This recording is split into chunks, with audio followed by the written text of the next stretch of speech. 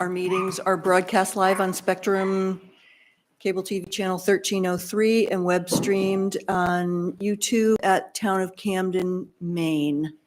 And if you're interested in participating remotely, go online to the Town of Camden and then the agenda, and you can click on the Zoom link, and you'll show up on our screen, and we will do our best to call on you if you have a question or a comment.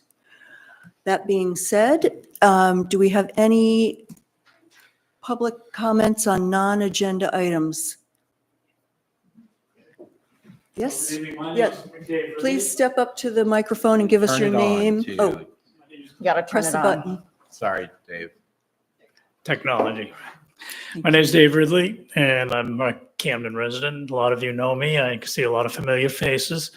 To let you know, I'm also vice president of the Ski and Snowboard Museum of Maine up in Kingfield. Up in Sugarloaf, we're on the access road.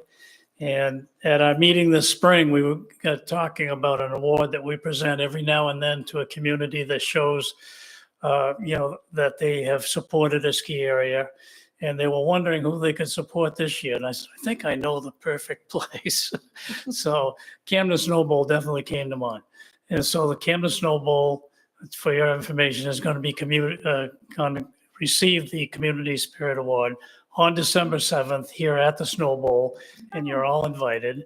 It's going to be from 6 to 8 in the evening on December 7th.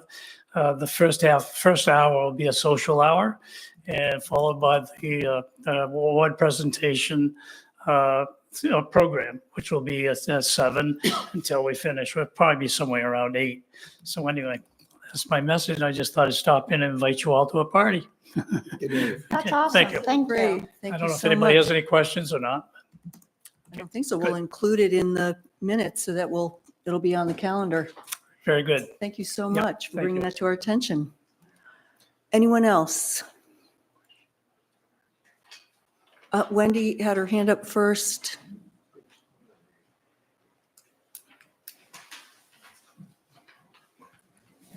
And we'd ask that you keep your remarks brief and respectful, please. Yeah. Okay, Wendy Andresen. As a taxpayer, I want to know how the town was careless enough to squander the generous gift from the Montgomery family to repair Montgomery Dam because you missed the September 19th deadline. It appears the town leaders were again devious and deceitful and pushed the deadline to the limit. So it looked like you had good intentions, but then you just barely missed the deadline. And now we may have to return the money to the Montgomery family. The town didn't tell Rockport Steel to proceed with construction of the bridge until August of 2024. It looks like this was your plan at the outset as a way to gain control over the project without being obligated to the Montgomerys. Where will the funds finally come from?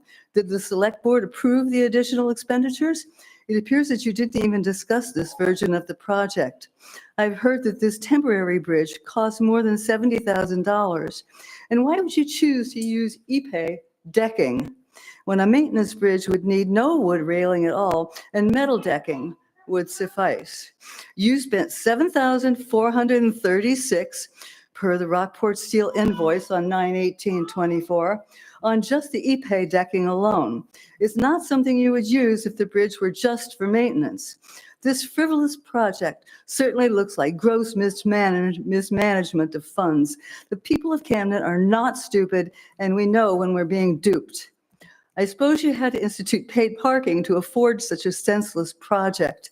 And how come the citizens didn't get to vote on paid parking when we got to vote on Tannery Park, the snow groomer, funds for the Snow Bowl, and issuing bonds to finance infrastructure? We demand a chance to vote on whether we want paid parking or not. And who gets to decide on what we can bring to a vote? Make no mistake, there is funding for high-hazard dams such as Seabright and East West. That's where our efforts should be focused, not on fish ladders that could unleash endless, unexpected horrors. With global warming, new invasive species of fish could find their way upstream with dire consequences for Lake Magundacook. I noticed that the option A mock-up at the public library doesn't even show water flowing over the dam. It's like someone was trying to make it look as ugly as possible. And option C shows only a variable stream on the northern side, not the roaring cascade we all cherish. We will not be fooled by these tricks. Any wonder why we don't trust you? Forget about fish passages and repair Montgomery Dam in the simplest, most effective way that doesn't create unforeseen problems. Camden's taxpayers want to avoid costly new infrastructure projects in favor of better maintenance of what we already have. I don't know how many of you have visited the bathrooms at Lake Beach since I was here last time, but I'm wondering, the last time I was in there, right before they closed up, there was still paint. The paint had been worn off the toilet seat. The paint was peeling off the walls. And I've seen now there's actually a tree lying on top of the building. It's been there for several days now. Obviously, no one has bothered to take care of that. And yet we're spending money on frivolous things like this bridge to nowhere. It makes no sense, and I feel outraged about it. See you next time. We'll look forward to it. Roger? What's that? I'm Roger Akeley from Cross Street. I just wanted to start by commenting on Mercat. I thought that the charrettes were wonderful. The way they were presented, they were clear, they were well-planned, informative, positive, non-defensive, and open. And it was also comforting to the points they made, which was there was no flooding caused by Montgomery Dam. They didn't make that point. They didn't make the point that they admitted that it's open to interpretation about whether the Muganacook, was ever a fish migration route. And they also said the project will require a local match. And of course, they're not in a position right now to say what that match would be. They're now in the process of responding to a lot of other questions. And the audience was well-behaved appropriately and asked a lot of good questions. And some of the ones that went unanswered, they're preparing written responses to right now, which I think is a good thing. One of them, for example, was about resilience. And what does resilience mean when you take away the dams? How do you define what the resilient benefits are? It seems to me that many of the questions may not even have answers by the time they make their recommendation to you 3 months from now. And voters, and I'm worried even that could extend, that they may not, some of these questions you may not have answers for by the time it goes to voters in June. For example, how much of this is just questions I have, how much of the seawall would be covered by the grant? What happens if the grant is doled out in segments with a chance eventually that we'd have to pick up additional expenses later on? What will be the cost to the public for our local share, for construction, for ongoing maintenance? How sure are we of this? What are the specific benefits we can count on, and for what cost? I wish you well in these final months before Camden residents vote to save Montgomery Dam. But as I stand here now, it seems like there's a lot of explaining to do, even after 7 years of activity. If we can't be sure of timing or the extent of grants, if we can't show how this project will impact our local tax bills, if we don't get enough input to show how these costs can be justified by intended positive impacts, why would we voters choose anything other than repairing our little dam on the harbor and mercifully calling it a day, and then allowing you to regain focus on more tangible issues? Thank you. Thank you. Any other non-agenda?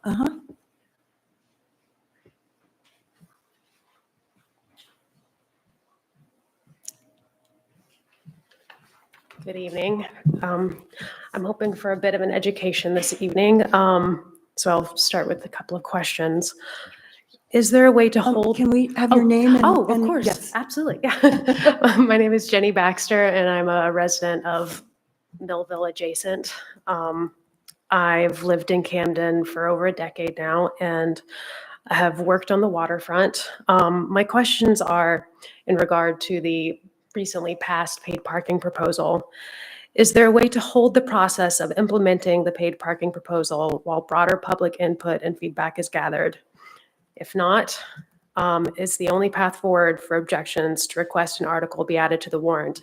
And is that even possible at this point? Proposed outreach, should that option be available, would be broader mailings to the public, broader public input and Q&A forums. I recognize that there were previous opportunities for public feedback that we were regrettably unaware of at the time. I never received any notification that this was even a possibility. I do feel that something that so drastically affects our community warrants a greater effort to gather community feedback. There are more perspectives that should be considered with such a sweeping program. Consideration should also be given to how, if at all, this could contribute to Camden's lack of accessibility. Are you able to answer questions at this time? No, That's- but we'll, Okay. there will be more forthcoming, Okay, and we are in an active vetting process. So I would urge you to keep an eye on the town website. I know that Okay. Holly is updating as to what meetings are being held and this- topics of discussion. okay. Yeah. I'm aware of the timeline for adding articles to the warrant. Is that something that I need to bring you preliminary signatures or, okay, I just bring it to you like this? Okay, or, Audrey, your It can't- microphone. By statute, whatever happens with the roadway and traffic code is the purview of the select board. So this isn't I see. something that Okay. by statute can be voted on. interesting. Okay. But if you'd like Okay. to Yeah. email me also, I can answer any Okay, questions no, you that have would be about it. helpful. Okay, great, thank you. All the Thank you. details of it are still in the Very much. works. It's It's very the much in the equipment that's being works. purchased, but all of the details of where and hours and. Okay. As one point I would point out is that Camden is much bigger than the people in this room, and I feel I understand the limitations to what can be put on the warrant, but it seems that that is the broadest way to get input from the town, and if possible, I would personally advocate for that. Mhm. Thank you. Thank you for coming forward. I appreciate it. Any other public comment on non-agenda items? Seeing none, we'll close that section of the meeting and thank you all for coming forward. Approval of minutes that are in your packet. Any questions, comments, additions? Chris? Go ahead, Alice had her hand up first. I don't know. I think it was a tie. Okay. The item 5, Nolan announced 2 public forums hosted by MERCAC offering in-person and virtual options. I don't remember him saying that there would be a virtual option. No matter what, there wasn't. So maybe just take that out. Also, the Mercantile Winter Dockage, so much was said during that time that I am a little nervous about getting into the details here of, the surveys and the insurance and all of the, Chris Richmond of Allen Insurance confirmed Mercantile's coverage, including a requirement for both in-water and out-of-water surveys, as well as salvage provisions. And I don't think that's good to have. Why not? It's a condition. I don't remember that was specific. It makes it seem like the condition is in-water and out-of-water surveys before the insurance coverage is given. I'm nervous that the minutes here could be used as a basis Mhm. for saying, you know, this is what was agreed to and this wasn't done, or any future Mhm. legal anything. And so to me, the only thing that was really clear is what we voted on at the end. And I mean, Chris Bass shared plans for the 50,000 intermediate support, and a lot of things were said. Some of them were verified, some of them weren't. Some of them we considered to be relevant, some of them weren't. So as the official record for the meeting that was a vote, I would say, you know, that a lengthy discussion took place and settle on the, I think we directed the harbor master to determine what was safe. But I don't know, it makes me a little nervous to have all of those Mhm. things in there, because does that make it, I'm worried that these things, these bullet points before the vote could be interpreted as conditions or something. Well, maybe it should just state that the discussion was had concerning these elements, because I think where there was discussion, that's what minutes are supposed to reflect, is what was the discussion. And so those things that were the only thing that should be validated, whether it's fact or not, is was this or was this not part of the discussion? But the elements that are part of the discussion and part of the decision-making process and the conversation should be documented. Those are facts as they stand, because the minute should represent the facts of what was said at a meeting, not necessarily, you know, if someone Sure, but said it doesn't something even that wasn't mention- right, that's so be It it. doesn't mention the harbor committee. So if I know, we it could is discuss, oddly we selective could what's in discuss here. endlessly what deserves to be in there and what doesn't. Well, So that's what I was going to ask. Again, I know we've had a number of different strategies for developing these minutes. And now we've got a link to the recording. So if anyone were looking at these live, they could refer to the link in the recording. But are these, I guess, Audra, I'm asking, these particular bullet points were, how was this generated? AI than These are- human editing. Confirmation or editing? Yeah. Yeah. So presumably those were the high points of the discussion, or? I mean, I think it's just as subjective Yeah. as if you had, you know, somebody reviewing it and trying to pull out based on what, you know, what they saw. Mm-hmm, mm-hmm. So I wouldn't kind of look at it as if The any of you definitive feel like record or- it doesn't, because it was a very long discussion. Like Yep. if you look at the next Right. mark in the video recording, it's at the 2-hour mark. So yeah, to Yeah. both Chris and Allison's point, I think you're sounded like you're disagreeing, but I actually think you're making the same point, which is it's really kind of difficult to kind of summarize what are the very factual, Mhm. high level points that were discussed when it's such a lengthy discussion and there was a lot of back and forth and I think we could say a lengthy discussion took place related to the recommendations from the harbor committee, the, you know, insurance coverage and, you know, safety related issues. mhm. But the key elements should be in there too. Like the I just think we bullets. I don't think that the bullets are the key elements. And I think that if we were to sit here and all argue about which elements were the most key, I'm not sure we would get there easily. Right, then they should be more encompassing and not less encompassing. Well, Maybe just a straight up transcript then.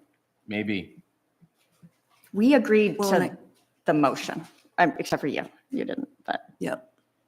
okay, so what's the it's not a hill I will die on. I guess I'm wondering though, does any of it matter in the long run in terms of, I would think the requirements of the expectations and the statements of that which they're going to have in place by the owner, I think that's important. You know, the owner said that he's going to have whatever it was. And, the concerns of safety were this, and this is the harbor master's recommendation. I think that's an awesome thing to have in there, I don't think, As so a my record. decision was not impacted by the fact that Christopher Bass shared plans for $50,000 in immediate support. I don't, No, I mean, I don't think that's material to whether, and your initial concern was whether or not there's anything that could be challenged based on what's presented in these minutes.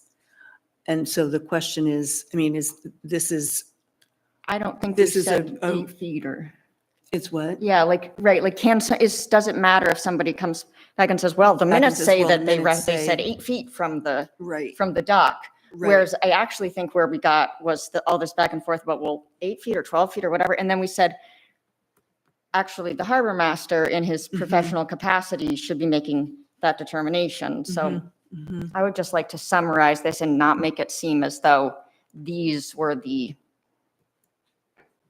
things. I think this is the reason we got to kind of a long motion was because we did try to encompass Door Second to allow the mercantile to lease winter dockage at its original berth east of the town's overnight dock system until March 15th.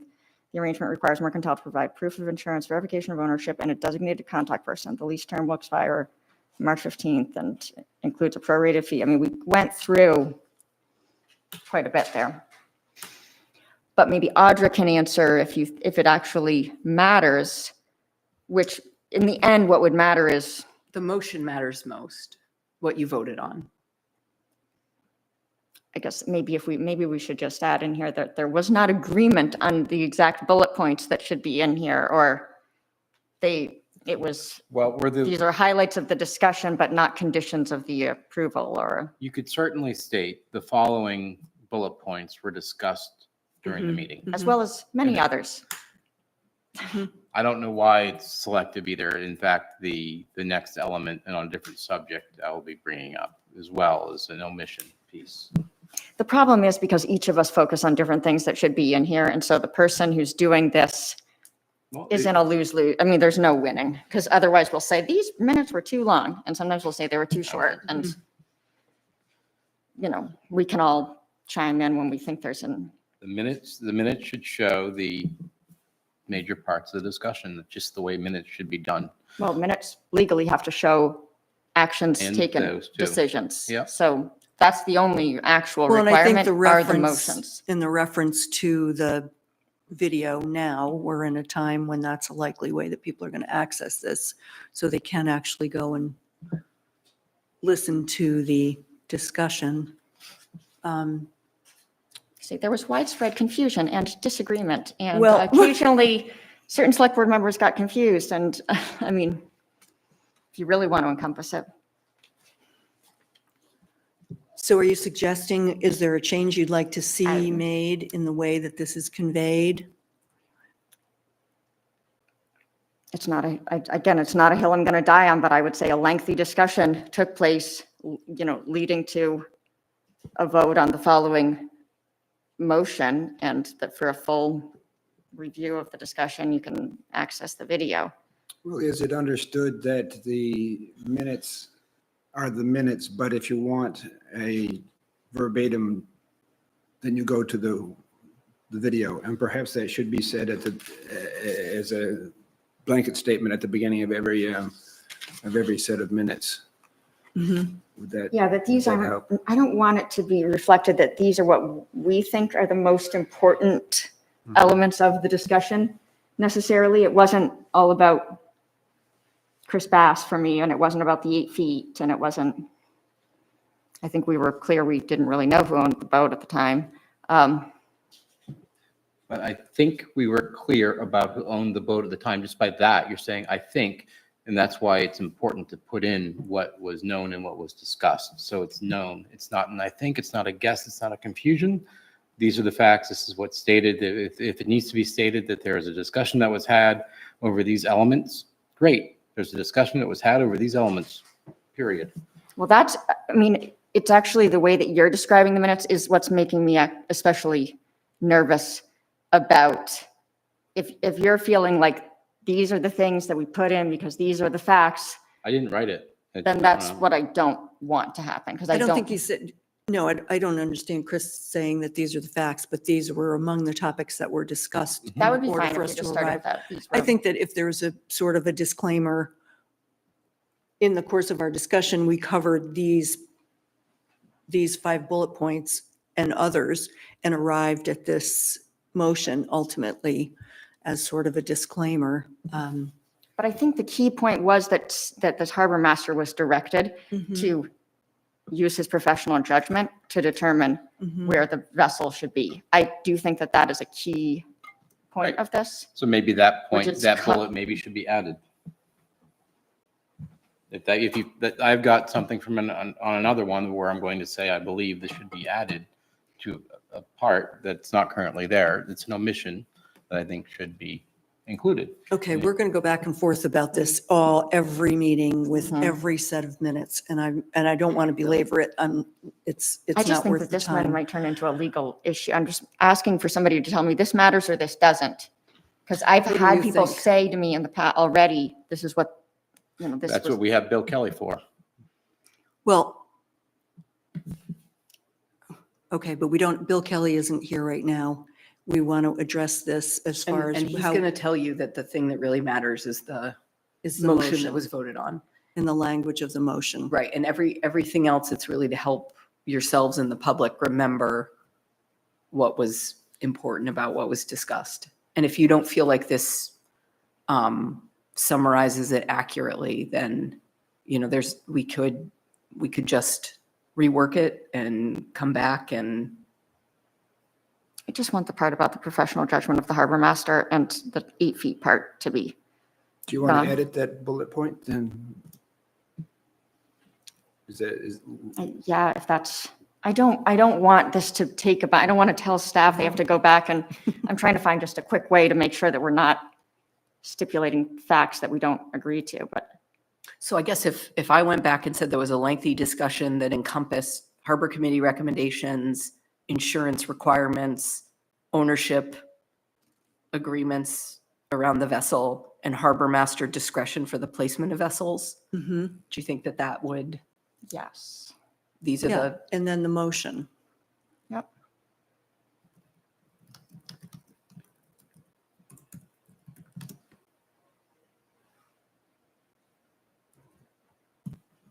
anything else that anybody can remember that you think was particularly important that should be kind of Nope.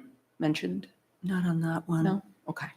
Chris, you had a concern about something? Yeah, on the paid parking program, I would just like it to be stated within the minutes, the response to the question that I had about whether or not it was possible for paid parking to be voted upon by the town. I feel it's important to have the reply that stated that it cannot be, which is, different than should not or would not. Because, and the reason for the clarity being needed, I believe, is because it is contrary to what was said at an hour and 46 minutes during the 2022 meeting, that a specified revenue sits outside the general fund and the initial vote to approve would be authorized by the voters. That's a quote from an hour and 46 in the 2022 parking meeting in response to a question that a person had. So here's a case where we have something different stated, two different statements that appear to be contrary, and there could have been a correction, I don't know. So I would just want to make sure it's in the record that it is the case that this cannot be voted on by the town because it's contrary to the 2022 meeting at an hour and 46. Because of that difference, I think it's legitimate, Maybe something changed, I don't know, between 2022 and Well, or is 2024. it the same Kinda like we point? thought. Because it sounds like what you're referencing has to do with the revenue as opposed to the, The statement is the initial vote to approve it, parking, would have to be authorized by the voters. That is the statement that was made during the 2022 whom? meeting. The town manager. Yeah, and I was wrong. And I got corrected by the town attorney.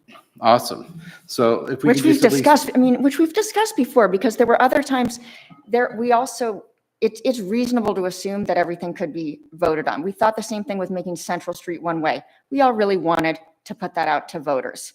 And then we were told that because it was a traffic thing, it was something we had to do on our own.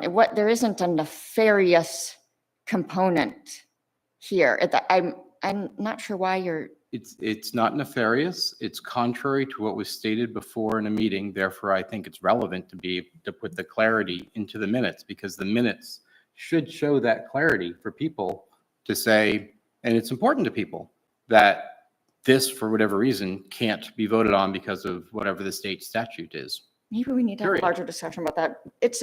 The minutes of our select board meetings are question important to that- almost nobody. But It's a I think question it's a that I legitimate- asked that during the meeting twice. It was responded to, and I would like that question and response be put as part of the minutes. Fine. That's my I simple think that's statement. legitimate, and I think it reflects concerns of quite a few folks in town who don't, just as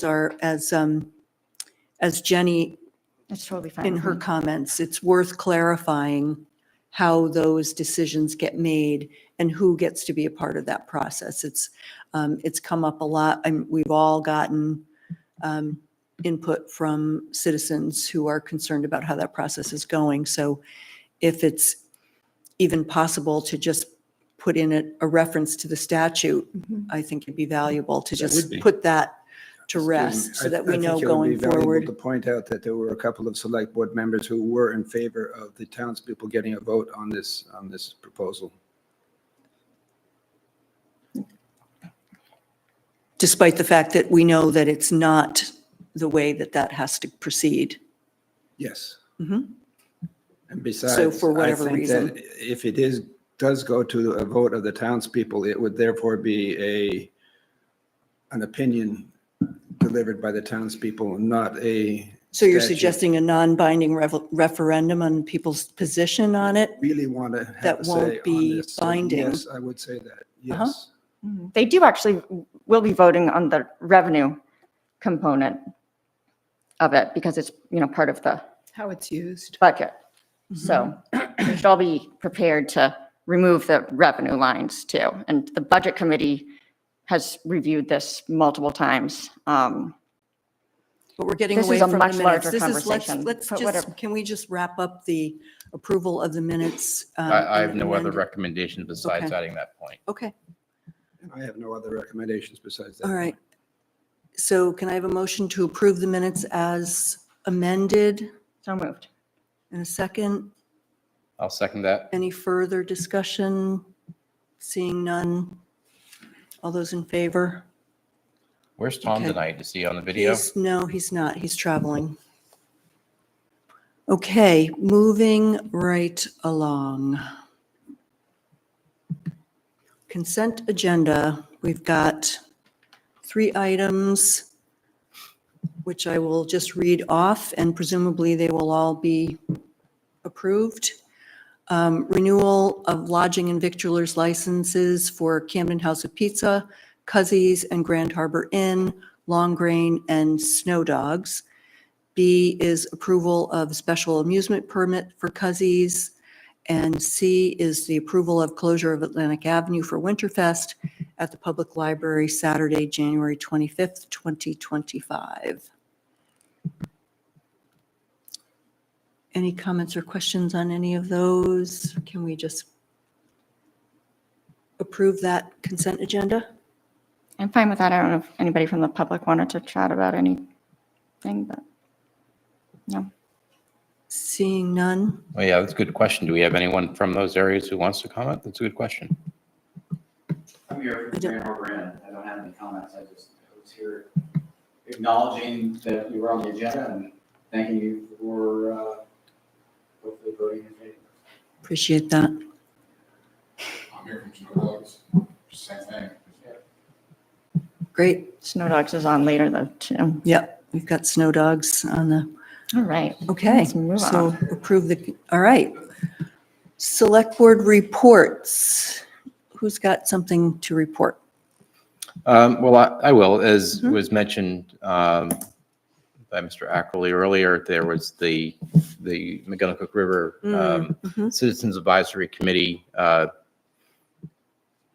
forums Mhm. at the end of October. And they also have since had a follow-up meeting as well. One thing that the committee could use is what is the, I don't know the right word for, I'll say it, the warrant schedule. I did see a draft one out there, but the committee would like to know when they feel they need to appropriately present their ideas so they can work with a proper timeline in formulating the recommendation. They need to know, what that process looks like. And I had some data, but not enough at the meeting. So when will the official schedule be created? I've told the committee February 18th. February 18th is when they should have the recommendation. They should come prepare for that select board meeting. Are there public hearings that then follow after that? In other words, could they see the whole schedule so they know that, okay, they're going to do the recommendation on a given date? And then aren't there certain public hearings for the warrant articles as well before it's done on like? Yeah, so their work should be wrapped up by February 18th to the select board. And then we go through the select board's part of the process with the warrant. So the public hearing part happens after the February 18th then? Yep. It would just be good for them to know the entire process. I think. I mean, some of that'll be set by, they'll give us, my understanding at least is that they'll give us a recommendation and that will maybe be accepted or put forth with that. Their recommendation is more about the recommendation, and then the language will ultimately be a select board thing. And so just like with any committee recommendation, we'll be discussing the recommendation, then either putting it forward as is and figuring out the wording, or we'll be making changes to it. And sometimes holding multiple public hearings, sometimes holding one. They've talked about how they're probably going to want to do something similar to what Historic Resources Committee did with their recommendation to the board, where they give you suggested wording and a suggested no. Okay, so is are you saying then you've already furnished to Deb, the kind of the administrative chair of the committee, the proposed schedule? I've talked with her about what the schedule looks like in terms of what their time frame is. But do they know what happens after February 18th? They know generally. When will they specifically?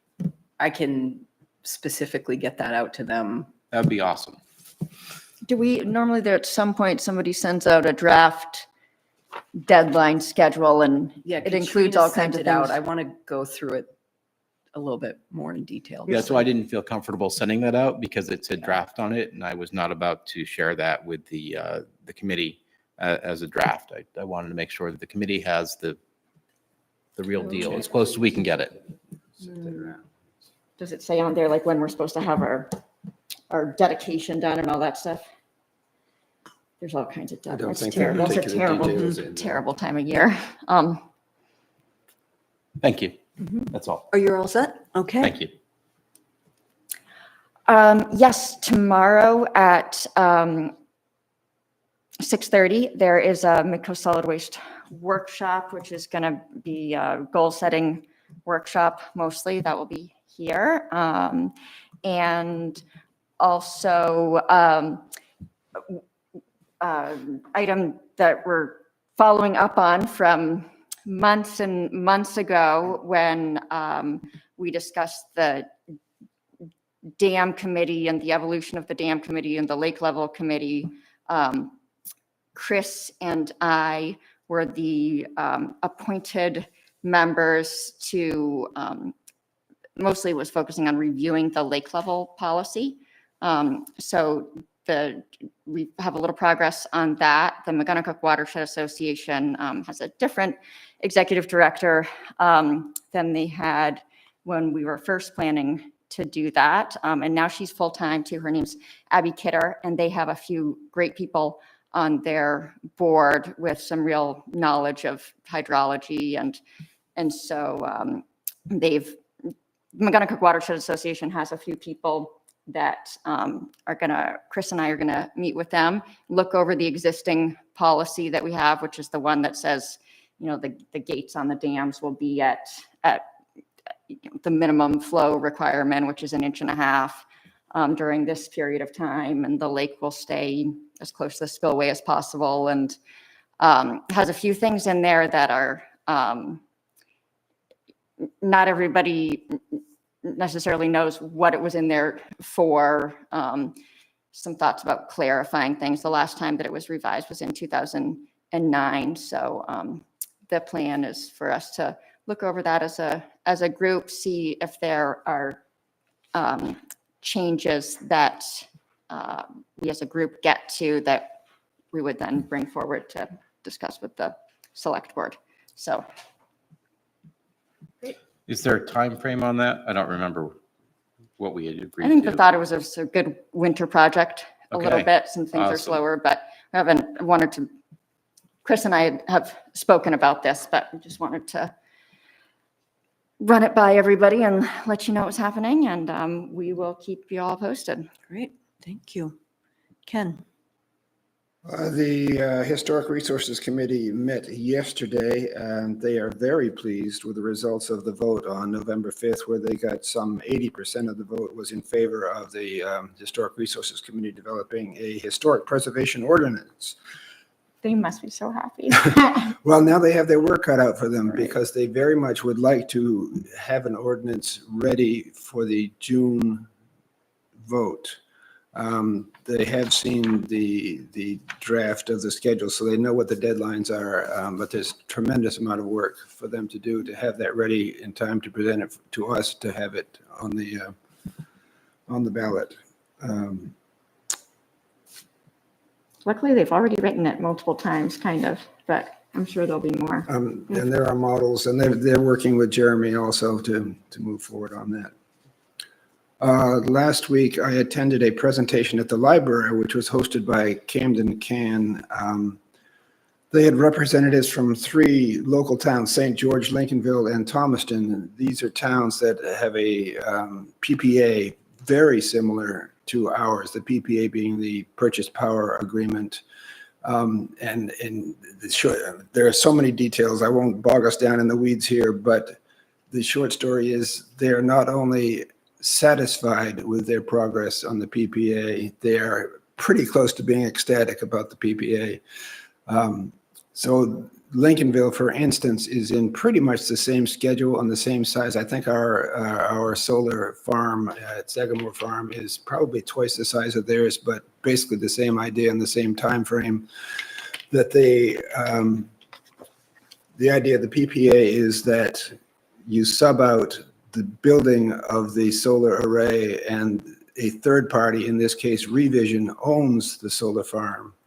And the advantage to Revision is that they get 6 years worth of tax credits and guarantee that every kilowatt hour that they produce will be purchased by Camden. So it's pretty much guaranteed for them, but it's also good for the town. We get a reduced electrical rate, but the benefit really kicks in after 6 or 7. Oh, also there's no downside. There is no risk. We do not own the farm, and at this time we do not own the solar array. But time has come. 6 years have passed, 7 years have passed, and the town can purchase the array, and that will be coming up. And there are people in Camden Can who are willing to work on it, but I'm sure it's on your agenda as well. But I just wanted to say that these folks, in their experience, they're so happy with that they were able to purchase it at the end of their 6 or 7 year lease agreement. That's it. Great. Thank you. Is that it? Yep, that's it. Great, thank you. Yeah, I know Tom had some concerns about the aging and what happens as solar farms age, and the degradation that occurs after 10 years. Yeah, And then each year it's like geometrically accelerated.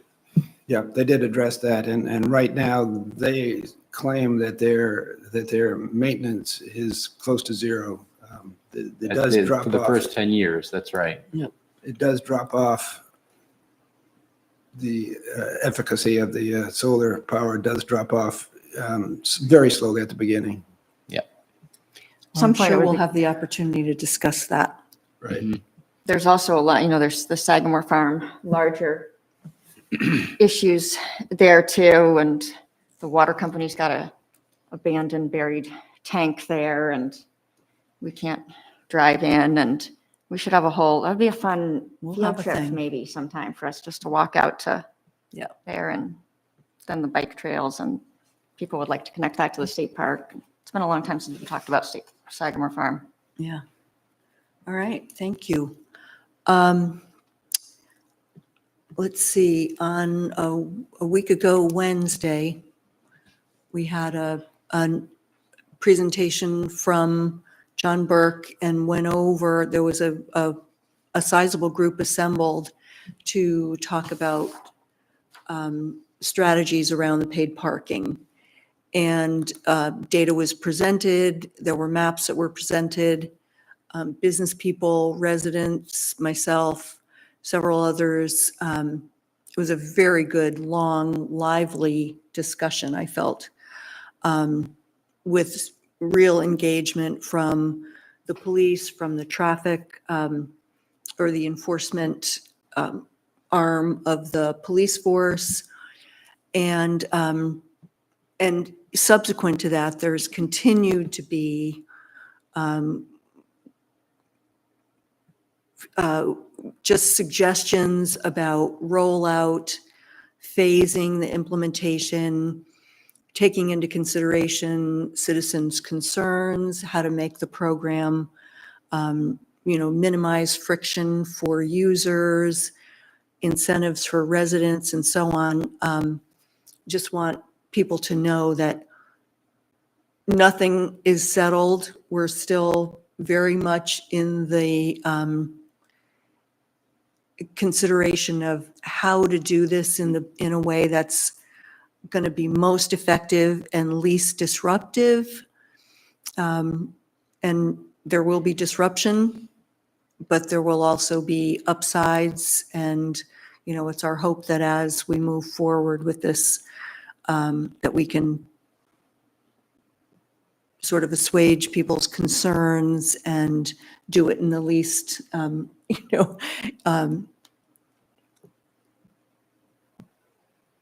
Least upsetting. Yeah. I don't know. It's still tricky. I mean, it's going to be a challenge for all of us, I think. It's a shift that we're going to have to adjust to, but I want to assure people that the discussion is thoughtful and bringing forth the concerns of a lot of different constituencies in town. So none of it's being taken lightly. I guess that would be it. Oh, and then last Tuesday, there was also a long Harbor Committee meeting where we talked about fees and sort of the engagement with the plans around the seawall and resiliency. We talked about the plans going forward for Curtis Island, reusing the floats if they will be available to help with the Curtis Island reconstruction project. So it's a very dynamic discussion going on in the Harbor Committee. But again, nothing concluded, but we just have got a few front burner issues that are being discussed at the Harbor Committee level. So that's going to do it. You have a question? Mhm. Yep.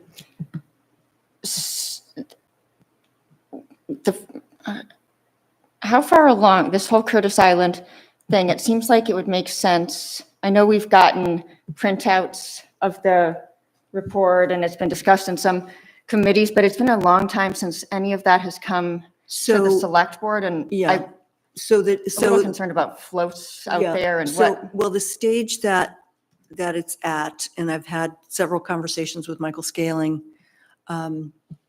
the foundation is in the process of drafting or has sent a draft of a memorandum of agreement to the town that's spelling out responsibilities, liabilities. Before we get into the specifics of how things are going to happen, this memorandum of agreement was drafted by the foundation, and it's been sent to Audra and Jeremy and Bill Kelly, presumably to look over the language of that, and then we'll get a chance to discuss it here. But initially, there was need for questions around liability and before they proceeded, because they've got a big fundraising goal that they're setting. So before they started their capital appeal, they wanted to make sure that there was language in place that was going to be acceptable. So we'll still get a chance to. I mean, we already have one agreement with them that we Mhm. reviewed, and I think that might have been before you were Yeah. on the board. But I guess, I mean, certainly before they start a major capital fundraising plan, because I think that the community needs an opportunity to just kind of talk about what the scope of all of that is. There's a little concern about, mission creep or what, Mhm. when you hear a lot of what a lot of people really appreciate about Curtis Island is partially its inaccessibility and its naturalness, and making it super accessible with a major construction project. And I just want to make sure everybody understands what's being talked about before a lot of fundraising happens, and that we understand that if we sign up for this level of restoration or improvement to the buildings, then what does that entail? Does that mean, I heard talk of a pier being constructed, and we haven't talked about it as a group and as a group with them in a long time. And it's great if they want to raise a bunch of money, but what is the expectation from the town? Does that mean our taxpayers signing up to raise? And that's part of what's in the draft. That will, I think the language is close. Yes, we do have a draft from them. I guess, in preparation for when this comes in front of you all, trying to figure out like background on like the assessment that they did, that they've had a few workshops about. Would it be helpful for you all to have like a summary of that? Yes. So you know exactly like what the broader goal is? Is that what you're? Yeah, my understanding is it identifies many, I haven't had a chance. We have so much stuff to read. I have not had a chance to look at that. I do not know the scope of what's being identified as necessary. What I thought was going to happen was there was a whole study that was being done that was going to be presented, and we kind of looked at it as like, these are, necessary things. These are optional things. There are all these different levels. And I don't know what any of that costs or what. Yeah, so the engineering report is all on their site. And then the cost breakdown is in their literature now, their newsletter that they put out, which is updated. I think there was a new edition that was just put out this past week that has a pretty clear breakdown of the stages of the construction projected costs and so on, with each phase of it. Are there So that's- options? We just haven't talked about this. This is a town property that then an outside group has formed, and they're doing great stuff. But we have to make sure that there's an agreement about what the goal is. And I don't Right. think that we should just be saying whatever they think No. should happen. People are still asking me if they can apply to be the caretaker on Curtis Island. It's just been a really long time since we've talked about it, and how that whole structure will change or won't change. Yeah. And Well, and I don't want, sometimes there's a lot of work that happens in the background without it coming to the board, and then the responses from people aren't what's expected, and then people feel like they've wasted put in, time. And No, I understand. haven't had enough time on my own outside of these meetings to be researching and being up to speed. When I was the liaison to the Historic Resources Committee, I was getting more of it by osmosis because they were talking about it. But I think it's important that, And Mike Scaling has been keeping the Historic Resources Committee updated, and he did distribute, I'm sorry, I don't have an extra one, the newsletter is really nicely done and full of information. everything they do is nicely done. I'm sure it is. I just think it's time that it comes back to the select board for a Well, and check-in. that's So we for all sure. hear the same thing. We Yeah. all know what's going on, what's been committed to. Mhm. Yeah. And that- Probably before the nitty-gritty of an agreement is,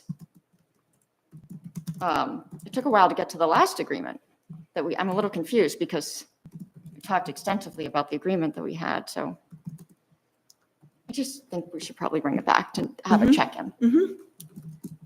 I agree. And then the seawall, is the harbor committee talking about the seawall in the harbor park? Did I hear? I'm not going to get into it because I The wasn't library, able to just to- stick. That's just so you know, the library. No, is- I understand. I don't Okay. want to go down that All right. rabbit hole. I'm not going to go there. I'm done. They shouldn't either, probably. But I had a Well, quick- it concerns water levels and docks and floats and boats. And so it's something that comes up. And to the extent that Elliot brought it up and said, we need to be paying attention to this conversation because it impacts Oh, yeah. what yeah. happens in the harbor. Sounds good. Okay. Yeah, I had a quick question, sorry, Yep. Susan. The parking group that met, was that recorded? Because I didn't hear about it until afterwards. Was it No. recorded? Janice was here Was it? and I I don't think that it was recorded. Holly was here and took copious notes, but I don't think that it was recorded. Yeah, I don't think it was recorded. either. Okay. Was it a town meeting or was it just a committee meeting? What was It was what just a the meeting? working, it was just a working Working group. group. So it was a working group meeting that was on, I think, a Wednesday at 9:30 or something like that. Mhm. That's all I know about it. Okay. I don't know if it was published. Maybe it was.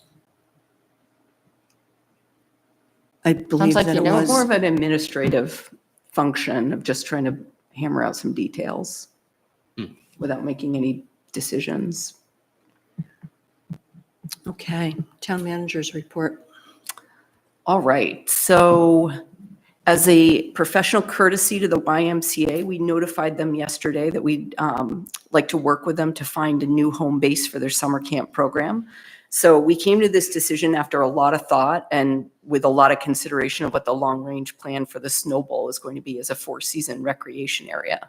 So there's a few different, factors that brought us to this decision, both in the short term for this coming season as well as the longer term. So for this coming season, there's a lot of major maintenance that needs to be done on the lodge and a lot of the facilities at the base of the mountain that really need to happen both in spring and summer, as well as it'll bleed into the fall of 2025. And this includes, and this is all stuff that you're getting sort of a preview of ahead of budget season. The window wall on the lodge needs to be completely redone. So we're just limping it along for this season, but there are some major, major problems. There's a window on the bottom that's cracking. We know that the caulking around all the windows isn't good anymore. There's some rotting going on some sills. And so it's very problematic. We can get through this season, but we can't keep it as is anymore. We're going to have to redo that whole window wall. We've got an architect working on it now, and we'll have an idea of what needs to be done and what the cost is going to be around budget season. But that's a piece of work that we just can't put off any longer. We're also anticipating that after the end of this winter season, the trailer that currently houses rentals and ticketing will be unusable, and we'll need to demolish that and remove it and work on constructing a space that can house those functions. And we're coming up with a plan now for some sort of area that's going to connect the old lodge to the new lodge, which in this sort of interim period will be able to house those functions for the Snow Bowl. So again, that's all, preview ahead of budget season. We're also going to be installing the rope tow for the tubing hill, and there's a lot of repair that needs to be done of water bars and other facilities on the mountain. So, with all of that work that needs to be done, really the Snow Bowl's not going to be in any condition we're going to be able to host summer camp for the upcoming summer. So that's some of the short-term considerations as to why, this season just wasn't going to work. And in the more long-term, really the sort of the major issue with hosting summer camp in an ongoing manner is that it really ties up the Snow Bowl for 9 weeks each summer. It looks like summer camp's going to be condensed into 8 weeks, but still 8 weeks from the middle of June through to the middle of August is sort of that prime time here, the high season. So really, ultimately, the only thing that can happen at the Snow Bowl during this period of time is the summer camp. So, we're not realistically able to rent out the lodge during that time. Anything that we do at the lodge can't start until after 6 p.m. when summer camp ends. So it's really restrictive. It's very difficult to rent even on the weekend for things like weddings. Because often, people who are having wedding there want to set up a tent, and that has to be done ahead of time, and it can't with the summer camp there. There's everything from the use of bathrooms. So even our staff who are completely dependent on the bathrooms in the lodge because there are no bathrooms anywhere else on that property can't use them when there are children in there because that's a legal requirement. So it's just been very, very difficult and restrictive having summer camp there to be able to do anything else with that facility. And, if the goal in the future is to utilize that for more of a 4-season recreational venue and be renting it out for all kinds of events and be hosting events there, we're really not going to be able to do that while we're still hosting it for summer camp. In addition to that, over the years, in our desire to really help out the YMCA, we've taken on the responsibility of organizing all the buses to and from camp. And that's just been a very, hiring bus drivers and doing all the paperwork around that has just been very resource intensive, and it's really bound up staff for that time of year. So while we're asking the YMCA to find a new home for their campers, we're still going to be open to field trips for the Y. Like, we still want to host campers there to do, activities, just not as the home base for that. So we spoke with the executive director about this, and we want to help them find a new space. So we've been offering to speak with the superintendent of the school district to try to work together to find a space that might be more appropriate for what they need. And, we're absolutely going to continue to subsidize Camden families to participate in summer camp like we always have. So that's not going to change at all. So on to harbor resiliency planning. So our planning department hosted a presentation and a kickoff of the harbor resiliency planning project on October 15th. So that was the same day as our last select board meeting, unfortunately. So nobody here was able to attend. So it included the landscape architects that the town engaged from Richardson Associates, as well as Pete Slavinsky, who's with the Maine Geological Survey. And he does all the GIS-based sea level rise modeling for the state of Maine. So the event was promoted by Camden Cam, and it was exceedingly well attended. There were over 100 people there, both online, participating on Zoom, and there physically, which is great. A lot of really positive interest in the project and enthusiasm for it. So for the next phase of the project, there's going to be 3 Zoom meetings with 3 different groups. So the first one will be with Camden Can and other residents that have a general interest in the project and participating and giving input.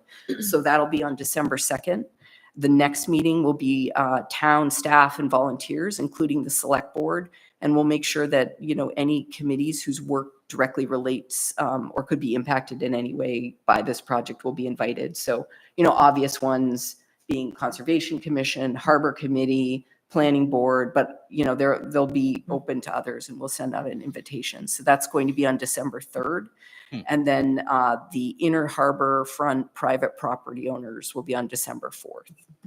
So the project team is going to present a toolkit of alternatives to address sea level rise and resiliency for property owners. So the summary of this toolkit will be provided, and the goal is that the final report will be issued at the end of January. So they're moving right along with this project. For the Molyneux Road sewer extension to Mountainside, the project's moving forward. We've engaged Dirigo Engineering to work on the survey, design, environmental review. So this, involves extending the sewer up Molyneux, and it'll go to the park, and it's going to involve a couple of little pump stations. So we've got 1.3 million in congressionally directed spending and another $1 million in CDBG funding from the state. And the hope is that the project will go out to bid in February. So the engineering work will be done as well as a bid packet. So that project can get going in the spring to the summer. So typically this time of year, we remove all of the floats out in the harbor and we stack them up in the public landing for the season. So the harbor masters made the decision this year to leave the floats in. And a lot of it is because we've had such a mild fall that it's really extended the boating season. And also the new types of floats that we have, he's found that, when there are, more intense storms, because of the way they're designed, they aren't as susceptible to damage as some of the floats in the past. So the floats are going to stay in the harbor. However, the gangway is going to be removed as well as a temporary bridge, and that will happen within the next few weeks.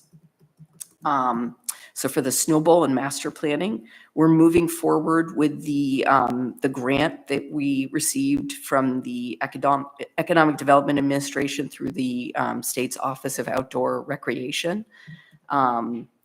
So, this is a project that Jeff is managing. So it's going to include an economic impact study as part of the master plan. So there's a 2013 report that it's going to be updated as part of this, and is going to take into account year-round use of the facility and what could be done. So things like mountain biking and what can that generate in economic benefit for the town. So the Outdoor Sports Institute, or OSI, they've been developing a mountain biking trail design and construction documents as part of a planning process that they already had in the works. So this is going to be fed into the master plan as well.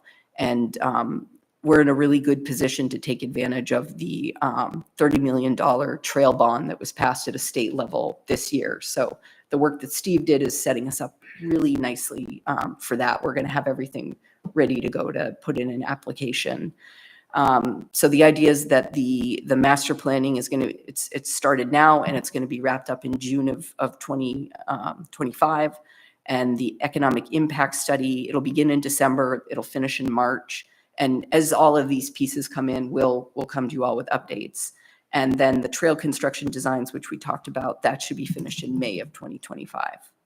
So the Maguntacook River Citizens Advisory Committee, I know Chris has talked a little bit about this, but they've informed me that they're going to be meeting more frequently in the upcoming months because they want to both work through some of the public input they received at their meetings on the 22nd and 30th of November, as well as to discuss aspects of the project I said November, I meant October, aspects of the project where they needed some additional information to prepare recommendations ahead of voting in June. So the additional meetings are going to be posted on the town calendar and the website, and they're all going to be within their typical meeting schedule, which is Wednesdays at 4 p.m. So for the short-term rental implementation, Deckard Technologies was the company that was selected as having the platform that we were going to move forward with, and they're building the online licensing portal and going through their process of scraping data to find all of the unique short-term rentals that are listed on various platforms.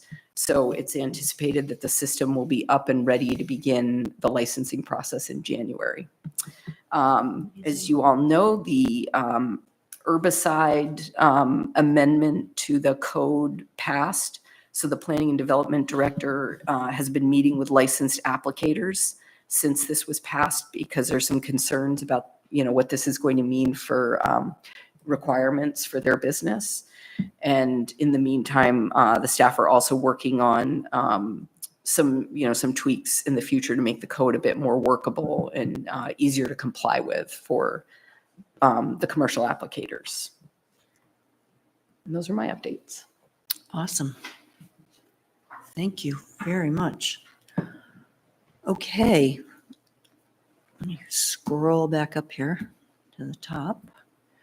We've got 3 action items to consider. We've got Side Country license agreement and Snow Dogs license agreement. So these both pertain to the Snowball operations. And then we have the amendment to the Mercantile Winter Dockage Agreement, extending that from March 15th to April 30th as an end date. So we'll take these individually, and you've all got those in your packet, the licensing agreements. Is there anything in particular that we want to hear from these folks, or Well, anything probably any peop- concerns that people have about? Maybe hear from Jeff or his Yep, recommendations? or- That'd be great.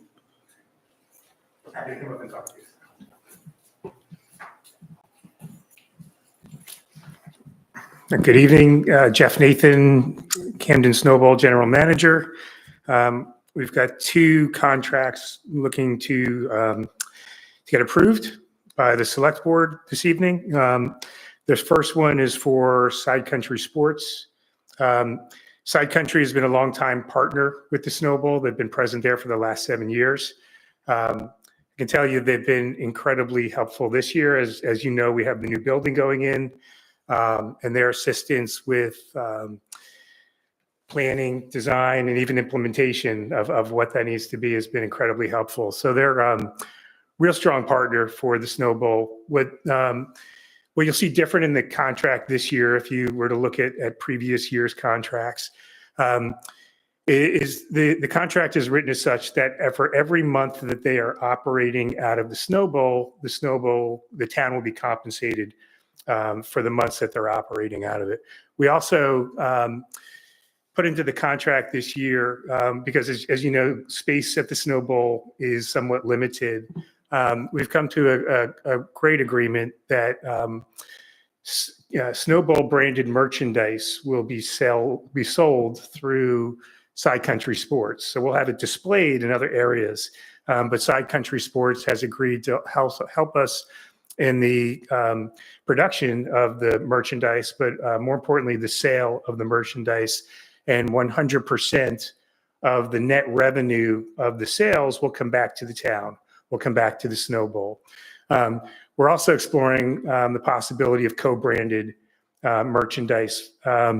Side Country has a great reputation. The Snowball has a great reputation. We think there's great opportunity there to co-brand merchandise. And in those instances, we've put a revenue share agreement into the contract, 50% for both the town and for Side Country Sports. So my strong recommendation that you consider approving the contract with Side Country Sports. I'd welcome any questions before I go to Snow Dogs.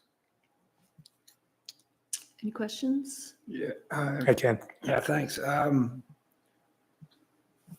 Tell me about how the rental, you'll use the same, I don't want to call it the rental shack, but you know what I mean? That will still be the ticket sales and rental house for this at least one more year? That's correct. So Audra mentioned the temporary building that sits, if you're looking at the lodge, to the left of the lodge, the white trailer. That has held, last year that held both the rental and Side Country Sports. And ticketing was done in the lodge, which took up actually, table space within the lodge. This year, with the construction of the new building, Side Country Sports will occupy retail space in the new building, along with our race program, and a break room for employees will be in that building as well. Rentals will continue to be where it existed last year, and this year we're moving ticketing out of the lodge and into the space that was formerly occupied by Side Country Sports. The thought being, we'll have ticketing, ski school, and rentals really all under the same roof. We think about the synergies between those three different areas when in operating a ski resort. We really thought the best decision was to house them all together in the same location. So does that answer your question? Yes, I have a follow-up question. This is just a detail in the paragraph number 1. It says that Side Country Sports shall be the exclusive retail provider, including rental. That seems to conflict. I mean, they don't have exclusive rental because you guys are renting. So there seems to be an overstatement in paragraph 1.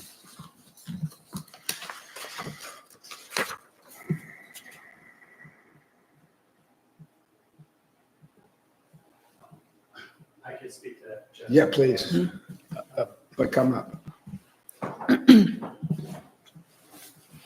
Hey, Brian. My name is Brian Kelly. I'm one of the owners of Side Country. That paragraph, the rentals listed under Side Country's purview are stated as seasonal rentals. We offer a program where families can lease at fairly inexpensive rates equipment to take home with them and use for the length of the season. Over the past bunch of years, we have not been able to do that at the Snow Bowl just due to the space restrictions in the ticketing area that Jeff was describing. We do not compete with the Snow Bowl for daily rentals, which is the purview of Jeff and his staff, where people come in to choose equipment for the day, use it, and return it. Seasonal rentals is not something, to the best of my knowledge, that the Snow Bowl offers. Correct. So the language in that paragraph does specify that it's seasonal rental. Yeah, because it defines it in the next sentence. Yep. It defines it in the next sentence that sales will be seasonal rental.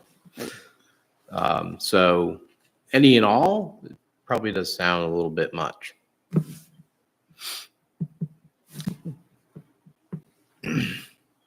Any and all seasonal rentals. No, it says any No, I'm and saying- all I'm saying bicycle. would that- But currently it says any and all bicycle and ski equipment sales. Well, Of retail provider. no, at the Camden Snow Bowl. Yeah, not rental, retail. Seems fine. All right, as long as it's understood that it doesn't conflict with daily rental. Right. Yeah, operationally, there's a clear delineation between our rental program and what Brian described as a seasonal rental package, which is not offered by the Camden Snow Bowl and is offered by Side Country So Sports. Side Country won't be renting daily rentals. Correct. We're just saying we're not going to bring in somebody else that offers seasonal rentals or do it ourselves. Correct. That's great. All sounds Yeah. great. All right, Good can I get a question, Ken. motion? I move that we approve the agreement with Side Country Sports as presented. I'll second it. Any more discussion? All those in favor? Excellent, thank you. And going on to Snow Dogs. Great. Second contract is with Jason Doppel. You may know from the Harbor Dogs claim to fame. Jason has been doing food services and snow dogs at the Camden Snow Bowl for the last 3 years. As somebody who has personally benefited from Jason's presence at the Snow Bowl, I could tell you both from personal experience as well as comments from patrons, there's a great appreciation for the quality and the variety of food and healthy options that Jason provides and that the service provides. The contract is identical to last year. One of the things that is new this year for the Snow Bowl, and I think is a worthy mention for all of you, is that Jason has invested in an online ordering platform so that patrons at the Snow Bowl will actually be able to, let's say, order while they're going up the chairlift. Oh, wow, that's Pay great. for it and come down and pick up their food without having to wait in line when their food is ready at the end of their run, which I think is just an excellent, again, service that, Jason saw a need, tested it last year with a smaller part of the the population there and has made the decision to roll it out this year. So been very pleased with Jason. He's been incredibly supportive again of, he's there very frequently now and what can he help do to get the snow bowl ready, not just the food services area. So I certainly do appreciate his contributions and would ask for your endorsement of the contract for Jason for this year as well. I Any did, questions? yeah, I did have, there was one person who sent a note to both you and I, Susan, about paragraph 7, where the statement in paragraph 7, it's the second sentence, Jeff, on the bottom of page 2, Snow Dog shall have the option to renew for an additional terms. And know if there should be additional clarification of what that means. And it's kind of, I don't know, if terms should even be plural. I don't know. Yeah, It's grammatically incorrect. grammatically Was the- incorrect, and we can strike the S. I didn't know if there's a Well, it's probably need to wrong, too. delineate what additional term might be being thought about. Snow Dog shall have the option to renew for an additional term. Yeah, so the intent of that is to allow the opportunity for Jason to be there, provided the town would like him to be there, to be able to continue to renew the contract without having to go through another formal process, a bid process to do that, provided we're satisfied with the service that he provides. That's what's intended there, Chris. Okay. And quite frankly, it's a typo, a miss. It should be term. Okay. Good. But it's still subject to approval every year. That's Yeah, right. but they're It's a little talking just, confusing. he would get preferential renewal over having to have a competitive bid process if we're satisfied with the service. Right. And as I understand it, entering into a long-term contract would require the vote of the town in order to, have it positioned in a different manner to be able to, let's say, offer a 5 or 7 or 10-year contract. It would take something different than what we're here discussing today. I mean, one select board, though, can't commit any future select boards to anything. So having been down this road before with the snowball concessions at a time when there was actual competition, I mean, I don't think it's going to be, our door is not being beaten down for that position, but I do think it's a little bit of a strange thing to have in a contract that is. Well, it's not binding us at all. It's giving him the option to renew with whatever board is sitting here. It's not, there's. Maybe just at the, discretion of somebody, but I really don't, it's fine. Yeah, I don't think we have care. to split hairs over it, honestly. Can I get a motion? I move Let's- to approve the contract with Snow Dogs Yeah, second. as Further amended. discussion? All those in favor? Excellent. Thank you so much. Thank you. Thank you all. Can we get the online ordering at Harbor Dogs too? Yeah, it's already there. Oh, is it? I rolled it out this summer. Oh. Good to know. I passed out menus up here. Dropped them off in Janice's office, but that was months and months and months and months and months ago. Well, it'd be fun to get a copy of the Snowball menu here too, because we might be sitting here and think, oh, let's order food at the Snowball That's a and good then idea. pop out there for lunch, right? Hmm? Yeah. So make sure we've got some copies in the town office. That'd be great. Thank you so much. We look forward to a good season. It's gonna be a great season. Yeah. When are we going to start making snow? I was supposed to ask that, my son.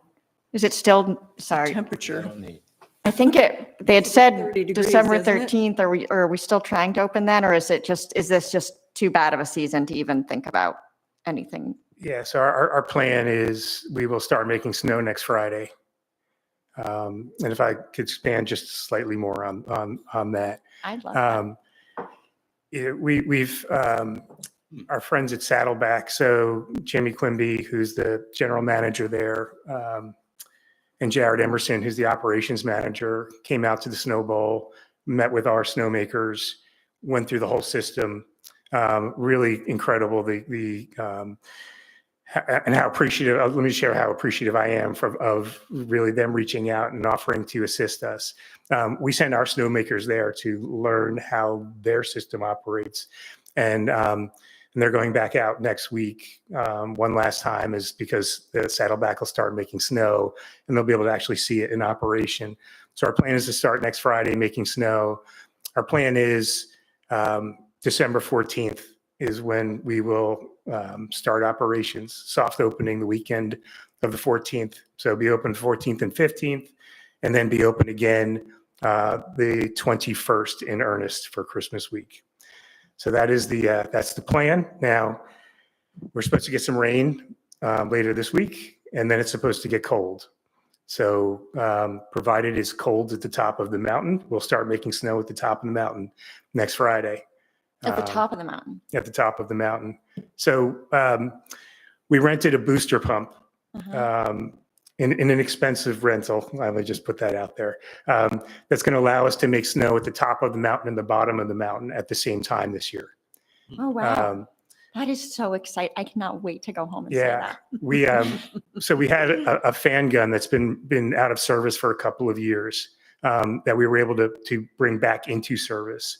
If you're not familiar with the fan guns, they're our best producing snowmaking guns that we have. In addition to that, we rented a third fan gun. So with those 3 fan guns and the booster pump, we're really going to have snowmaking that we haven't had at the Snow Bowl in a very long time. I'm confident we're going to have better quality snow, and we're going to have more snow. The asterisk is always the weather, but I'm convinced that provided the weather behaves and we have colder temperatures in the evening, we are going to be in for one spectacular Christmas week at the Camden Snow Bowl. Cool. That is so exciting, because there's so many people that don't even really go to the Snow Bowl that much at the beginning until it's all about wait until the triple is open. Yeah, well, Christmas week, Allison. That is really. We're going to be open top to bottom Christmas week. Do you work with long range weather forecasting models that are allowing you to come up with the projections of when I understand you have more snowmaking equipment, but it doesn't often change the weather and the warmth that we've been having. Do you have a different model or something that you're using to come up with what the cold weather projection is? It's a serious question. Sorry. Yeah, so we do look at long-term weather modeling. We also, there's a lot of industry chatter, if you will, about snowmaking and when the weather's going to happen.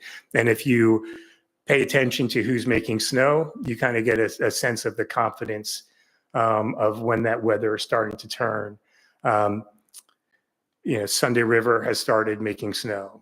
Sugarloaf has started making snow. So Western Maine, it is now cold enough, and we're typically, a few weeks lag from that. So that also hedges, our confidence a little bit, but gives us confidence a little bit more that we're going to be able to hit the plan. We have some full-time staff folks that are very in tune to the weather and to the planning. So yes, we do pay attention to a lot of different inputs from that. Two more things, if I may, on the Snow Bowl, because I have the floor, and if you'll allow me. The other component to our snowmaking is there's a product called Drift. Drift is an environmentally friendly product, which allows us to make snow at higher temperatures and allows us to make lighter snow. So while it costs money to do this, it costs a lot less money in wear and tear on our brand new piston bully and in diesel to run it to push lighter snow around a mountain than it does heavier snow around a mountain. There are certain ski resorts in the state of Maine that will not make snow without Drift. It's that good. So we purchased 100 hours worth of it, and we'll evaluate it after 50 hours and see if it makes sense. If we really think the benefit is there. In theory, you can make snow at 34 degrees with Drift. Oh, wow. So a lot of things on the snowmaking side that are really going to be different and exciting this year. And, we'll, took a video today of the piston volley. We're getting ready to post on Facebook and in action. We'll have some of this as the snowmaking guns get set up. We'll have some more information out there on social media about that. But the last thing I want to talk about, and really a shout out to Sugarloaf. I got a call 2 weeks ago from Sugarloaf from their rental department saying, we're changing out our rental fleet. Would you be interested in some of our skis? I don't think Kirby finished the sentence before I said yes. We'd love some. And this past week, we sent some of our mountain operations team out to Sugarloaf, and they came back with close to 150 pairs of skis and corresponding boots that are still indemnified. We started going through them today. They're in great shape. And we're going to be able to supplement our rental fleet. What it's going to mean are those busy days when historically we ran out of equipment. That will no longer be the case. We won't have that problem of running out of equipment. And we'll be able to take some of the equipment that was really close to end of life and put it away for just in case we absolutely need it. But otherwise, we'll have this newer, better equipment that will be able to help it kind of support our current rental fleet. So the support we were getting from the large mountains, from specifically Saddleback and now Sugarloaf, has really been amazing. And it's nice to have the big guys rooting for the little guys in this industry, and that's how it's playing out. So very excited about this season and what this all means. And the rental fleet cost us nothing. They gave it? They gave it to us. It's amazing. It was free. All it cost us was the gas and the hours to go out there and pick it up. That's awesome. That is so exciting. I'm so glad you stayed a little longer to Yeah. give us some Yeah. fun stuff to talk about. Yeah. So Well, and I think it's so valuable, the relationships, the long-term relationships that you have and the consultant who's been out, he's been tremendously valuable in just bringing us to the attention of the rest of the state and using that synergy with other ski areas. And It's amazing Yeah, how it's well they exciting. treat us. Yeah. They've been so generous with Yeah. their time and resources. Yeah. So we're No, it's very, very fortunate. exciting. We're like the scrappy little sibling Yeah. that they all. it's great. It's great. I have Well, a quick good. question, Jeff. I'm curious about drift. Is that like a cornstarch or an antifreeze? What is it? Is it a synthetic material or? yeah, Yeah, I was curious too. Yeah, I what- was thinking like, how's I can get you more information on the drift can. I don't know the chemical compound of it. I know it's environmentally friendly. I know they use it at most of the large ski resorts, and I know we have some actually that we didn't have to purchase that doesn't expire, and we've had it for about 10 years. And we're going to introduce it this year. So I'm happy to get you more information on what it is specifically. Yeah, or if I Google it, will it I can drift? see there's all kinds of stuff coming. Yeah, there's all sorts of stuff on drift out there. Okay. Yeah, but yes, please. Thank you. Happy to. So, great. All right. Thank you so very much. Let's hope the temperature drops. Yes. All right, and on to our last, but certainly not least, the extension to the mercantile agreement. All right. So Intro. given that this has been talked about extensively, I just want to sort of keep this quite simple. So really the purpose of this is to both bring back, this agreement to you so you can see the final version of it. It's out in the public so the public can see it as well. And also ask for an extension of the agreement because currently it's ending on the 15th of March. Which is a difficult time for this sort of agreement to end. Typically, a lot of the users down at the harbor are not really out and operational or doing anything by mid-March. And also, it's very likely that, they would need an extension for that reason. And were we to talk about this in early March, late February, that's really a difficult time of year for us where we're quite encumbered by a lot of other Mhm. you know, preparation that we need to be going through for budget and town meeting. So I'm trying to plan ahead and, Oh, yeah, that's a good point with all that. That's a terrible time of year, like we said before. Yeah. yes, bad time of year.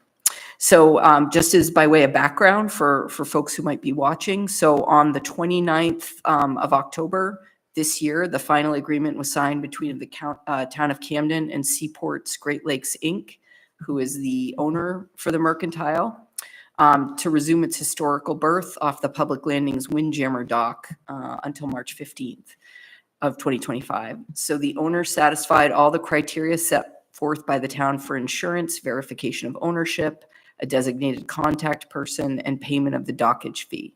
So the Mercantile was therefore moved to its winter berth. So while this agreement was approved by the select board, with the above conditions being satisfied, it's very typical for these agreements to be seen and ratified by the select board. So for that reason, bringing it back in front of you and also wanting, the timing to be correct. So the recommendation is that you approve the extension of the agreement until April 30th of 2025. So again, the bottom line is extending from May 15 to, March 15th. yep, Yeah. sorry, March 15th to nearly April 1st. Yes, April or 30th. April 30th. 30th. Yeah, I was thinking May 1st. Yeah, thank you.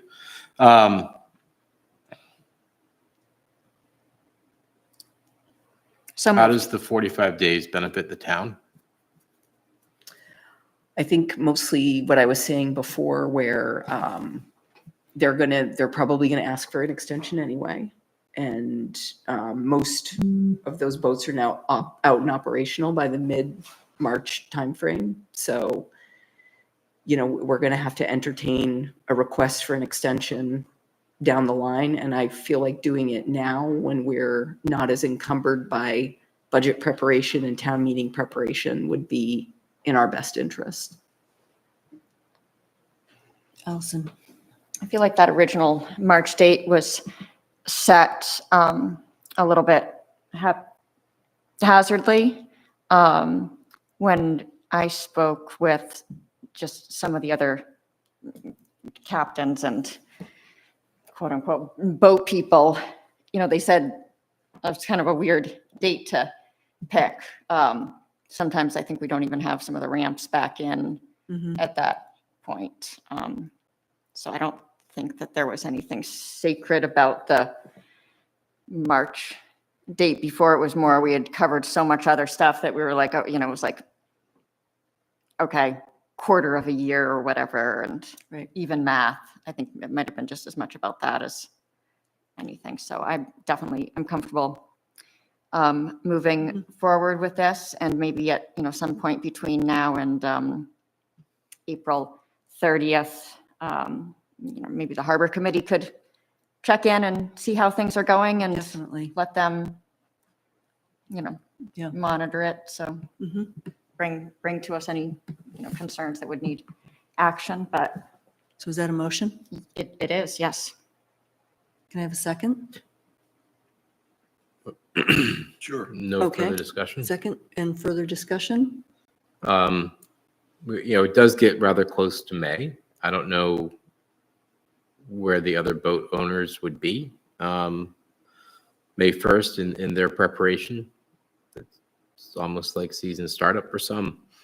I would be happier with tax day myself. I don't know why it's arbitrarily April 30th versus March 15, but so I might as well say, why not April 15? 30-day extension to the lease. And also, will there be a price change to accommodate the additional time frame too? Was that figured in? Yeah, Proration of the yeah, thing? if it's approved. But, I say if April 30th is on there, why not April 15th instead? Or May 15th. That's kind of my point. Well, or we could split the difference and stick with I April love 30th. looking No, at no, that I just boat out don't there. know what the reasoning is. Have you seen it out there? It looks very nice. I mean, Yes. I think it's Well, I think it's, and partly, it's around weather, moving it. You know, the March 15th date seemed like we're looking at, it could still be the middle of winter Mhm. at that point. And the boats that are on the docks, they can start preparation with winter houses and so on, but, you know. Chance of it- success moving it to another place. Well, and everything, this agreement is about this boat moving on in the spring. And so to minimize just the need for that, you know, having it moving at a time of the year that it could be really unfavorable weather conditions, I think was as much a consideration as anything. Or space opening up in other places as Possibly. as other boats are moved around. If we're asking them to move at the same time that, you know, when everybody else is still hunkered down, then it's sort of the same problem potentially. I'd just like to give them a little bit more time so we don't have to talk about it too many more times, I guess. Whose recommendation was this to do the extension? It was mine when I realized March 15th was going to be a problem for us. Because you were anticipating a second request. Yes. Yep. What happens if they do a second request anyway? It'll come back before you and you'll make a decision about another extension. You know, this is through this discussion, this is a time for the owners and the caretakers of this boat to sort of get their bearings and figure out what their next steps are going to be.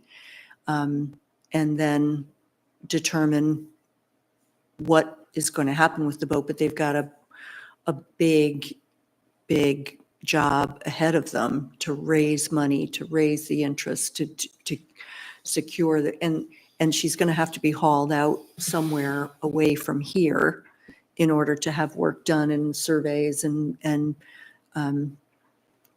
all of that. And so that's, you know, it's just like, this is a resting place for them to get their bearings, have her be in a safe place where she's known and loved on the dock for the winter, and then move on. And where there isn't, right, I think the main thing is the deadline in my mind is at what point does it start interfering with transient dockage, which is a significant revenue generator for us. And so just because any, you know, future agreement would have to sort of consider that boat under those standards, like any other boat that's coming in, and it's very expensive. So I guess I don't see transient dockage picking up until well into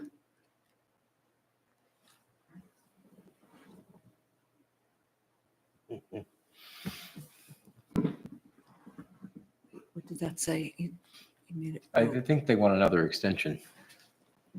We would request it March 15th she may not be able to be hauled, so we're interested in minimizing the period of limbo there.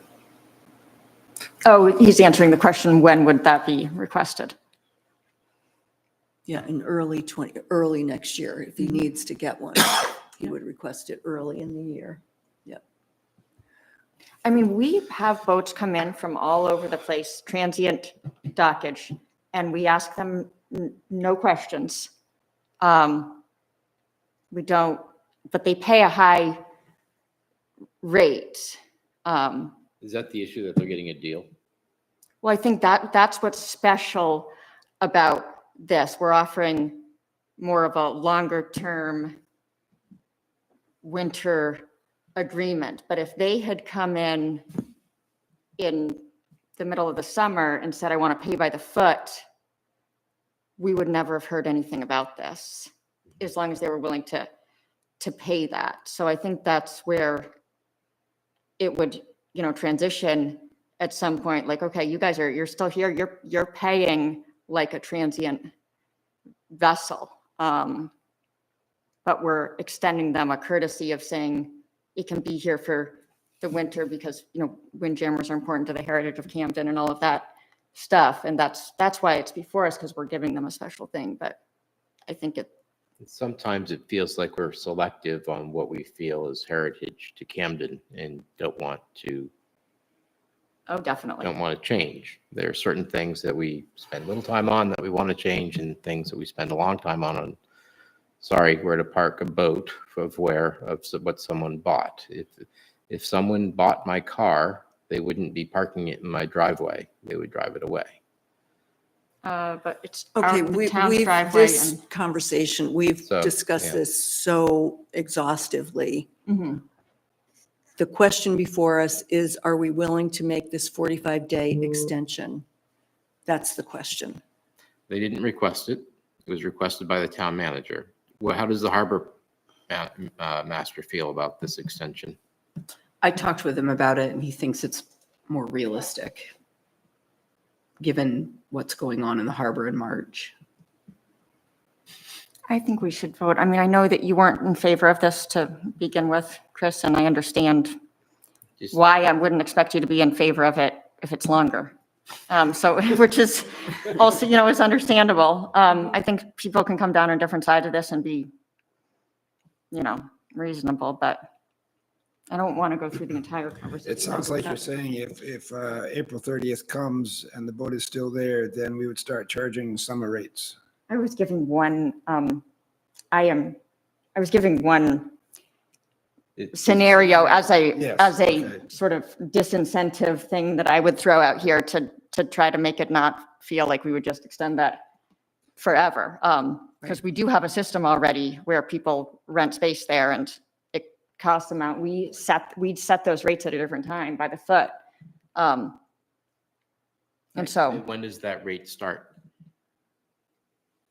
Those start the, We have it defined. That's a good question. I think it might be May I don't 15th. know. what, the date for? For like dinghy this- permits and all that stuff, is it?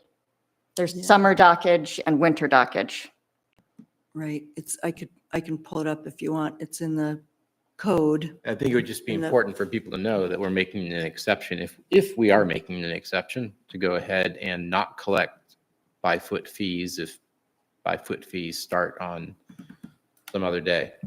Yeah, there's not a lot of that in the winter. It probably would be good for them to know too, that, oh, by the way, at a certain point, you're going to be paying a fee and you may not get the dock of your choice. They're I think it's the acutely same aware of length. that.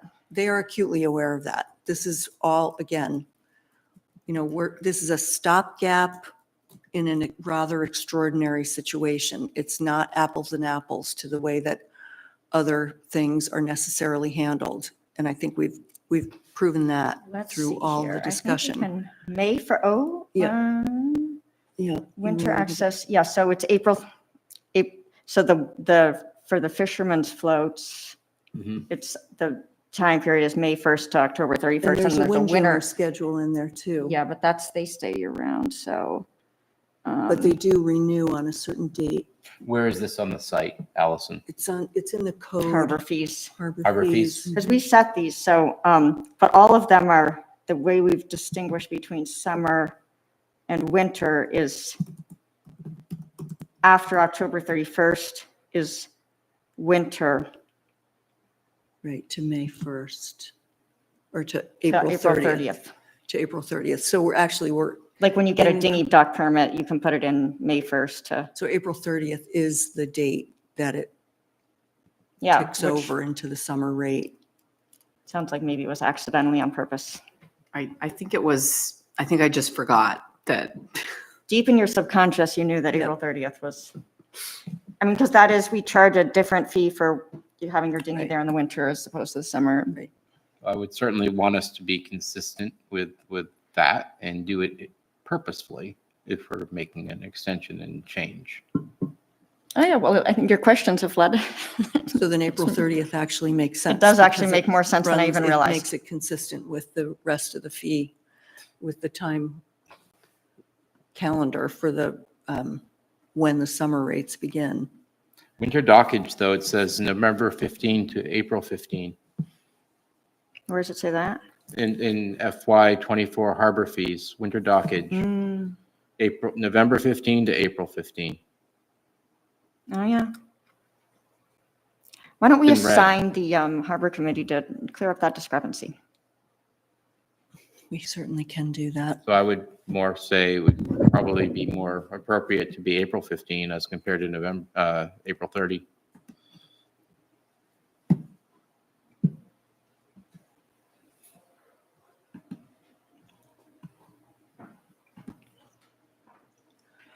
What's your pleasure? I want I to, don't think that there's any argument to be made that we're going to have competition for that dockage during that period. So it just better to get a little revenue than none anyway. So and I for think 2 weeks. let's vote on I'd like to vote on the April 30th. And then if that fails, we can. Ken, I think you're like the decider here. That 2 weeks in the spring is not real relevant to my experience, so I would go with either. April 30th is on the table right now. Can we vote on that, Susan, or? Yeah, so any further discussion? All those in favor of extending the agreement till April 30th? Looks like we've got 3 in favor. Any opposed? All right, the motion carries. Done. And we're all still friends. Right, Chris? Right, Well, Chris? at least we know friends or not does not matter. Oh, I'm What just matters kidding. is Come on. the what we're trying to do. This is business, not friends. Okay, Okay. So it has no impact in either direction. all right. Okay, think I'm neutral. I would love Also, a motion to adjourn. so moved. I'll second that. Any further discussion? Seeing none, adjourn at 8:22. We voted. I did, we voted. Chris and I voted for sure. I don't know about the rest of them. I voted. Thank you.